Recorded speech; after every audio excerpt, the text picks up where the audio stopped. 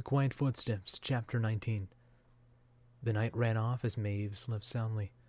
The tarp shielded her of distractions, and the sheet she laid upon outmatched the bed from the rusty sparrow tenfold. Snug as a bug on a rug, with a tug she pulled the sheets in comfortably. "Hey!" Clint's whisper reached the groggy Maeve from the small crack of light creeping along with him. "Wake up, alley cat. We've got a lot of work to do. Follow me." Maeve's squinted eyes nearly allowed her to rise, stretching her arms like a sloth.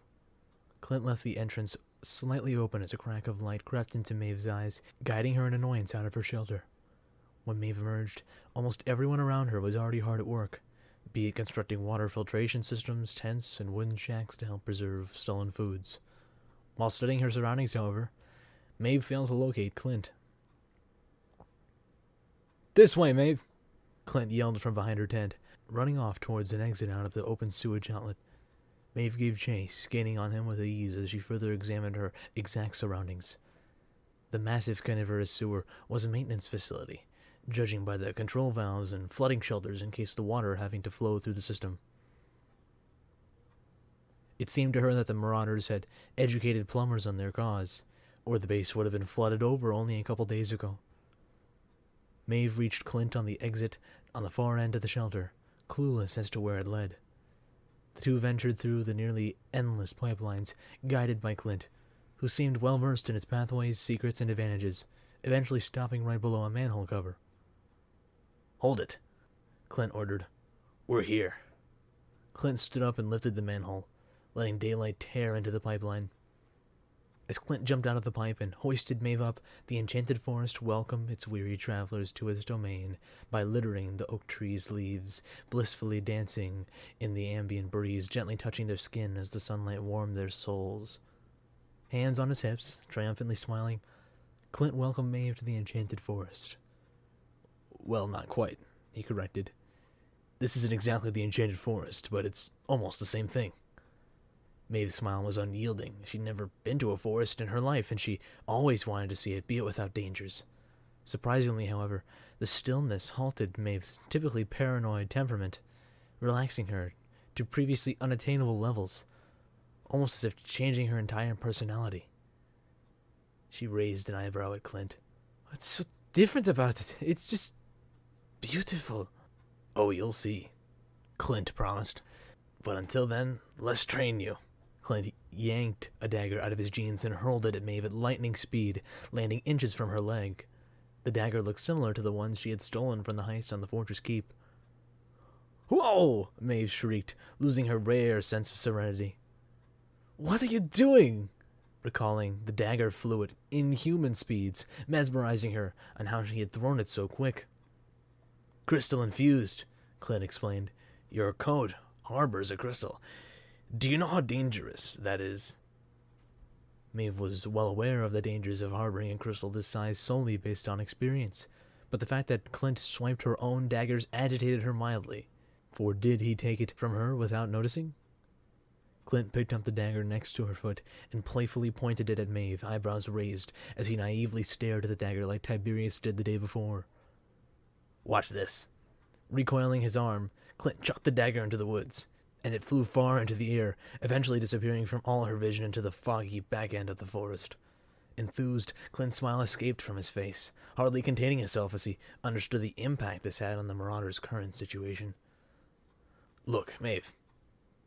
He grew serious, setting his hand on her shoulder. "I want you to practice all day today. Keep hitting the bark." "Mariah!" Maeve's head jerked back a bit, confused. "All day? Here? How is she supposed to do that with any daggers in sight?" As she pondered, Mariah slid down the treetops, down the trunks, holding a shovel. "Over here, girl." Mariah continued digging after calling Maeve over, who flocked beside her. "Some tools." The dirt released from the ground, piling to the side as the crate uncovered a finished wooden gleam. Maeve opened the crate and countless daggers, all the exact same build, size, and shape, lay inside. "We've been waiting for quite some time for this," Mariah comforted. "Since the fortress collapse, we found out about your affinity for these shark-toothed shivs, one on a magistrate soldier." Maeve looked at Mariah with disbelief, and the woman only responded with a humble smile and a happy training.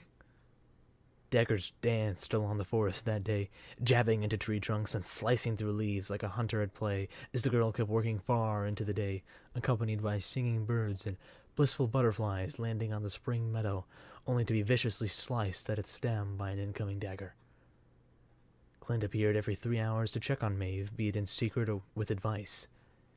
"Don't hesitate," Clint preached, reveling at the passionate Maeve who curiously whipped daggers to no end. "They'll try to convince you that they're just. Correct. You and I both know the truth." With each target hit, Clint reacted more and more confidently, eagerly witnessing her exponential progression in precision and accuracy.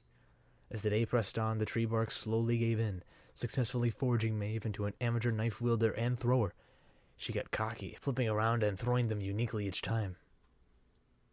As she threw, she adopted the habit of volleying 2 at a time, in quick succession, before pulling out 2 more to repeat the process. Judging by Clint's face, he could never have been more satisfied, and he happily fled back to the pipe.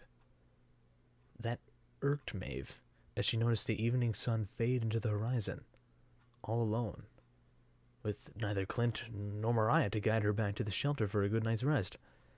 Chills rose up her spine as the night grew chilly in the less blanketed forest, and quickly her eyes dilated, activating a flight-or-fight response. Something was watching her. Instinctively, Maeve closed her eyes to focus. She felt as if the object grew nearer and southwest. Without hesitation, Maeve flung 2 knives right at her suspicion, and when she heard the thuds of the daggers hit a tree close to her position, preparing to grab 2 more, a lantern lit next to her. "Hold on there, kiddo." It was Clint. "Wow, bravo, great job." He started clapping with the lantern in his left hand. It was not pitch black outside yet, although the lantern was still needed to see for Clint. Maeve could see just fine despite her minor agitation at the fact that it was all a test. Mariah even appeared behind Clint, not clapping but approving with a slow nod. "Do you want to know why it's called the Everlight Forest?" Mariah intruded as Clint and her looked up towards the trees behind Maeve as she turned to follow suit. The green oak leaves started glowing slowly, until they reflected somber amber light back into the forest, engulfing the forest into a lantern-filmed utopia, bright and solemn with dim, glowing leaves. "The plants always have sunlight here," Clint softly spoke as he gazed with the 3 at the everlight leaves. "The sunlight they soak is so abundant they need to expunge it back into the ecosystem." Mariah giggled, giving Clint a friendly jab to the shoulder as Maeve, awestruck, stared at the wonder, paying little attention. "Since when were you a botanist?" "Since forever, Mariah," Clint budged. "As a kid, it was all I read. I always wanted to have a farm." The 3 stared intently at the beauty for a few moments, letting them soak it up like perspectivistic medicine. "Should we start, Maeve suggested naturally, heading back?" Clint and Mariah looked at each other. "Not yet, I'm afraid," Clint noted, kneeling down to face Maeve at eye level. "We've seen you run before, Maeve." Clint lowered his voice, staring deeply into her cat eyes, almost as if he was begging. "You're capable of more than you know," Mariah added. "That crystal grants you powers we could never even dream of having in our wildest dreams. With you, we could get a chance. Just a chance. At that dream." "How?" Maeve asked skeptically. "We'll explain tomorrow," Clint reassured. "For now, do what you do best in this forest." "Show us." Maeve nodded obediently. "I won't let you down." Maeve gestured with a stoic nod as she turned and ran towards a massive log. Maeve jumped and jumped again, bounding over the log with effortless grace as pink streaks flooded behind her, marking her approximate path. She turned with a lean and vaulted off a tree trunk, getting more height with a single bound, and double jumped to nearly land on an even higher branch, now several stories high in mere seconds, all before confidently jumping off that tree and landing with a thud into the dirt right in front of the ecstatic Clint and impressed Mariah. "You can count on me to secure the Marauders' future."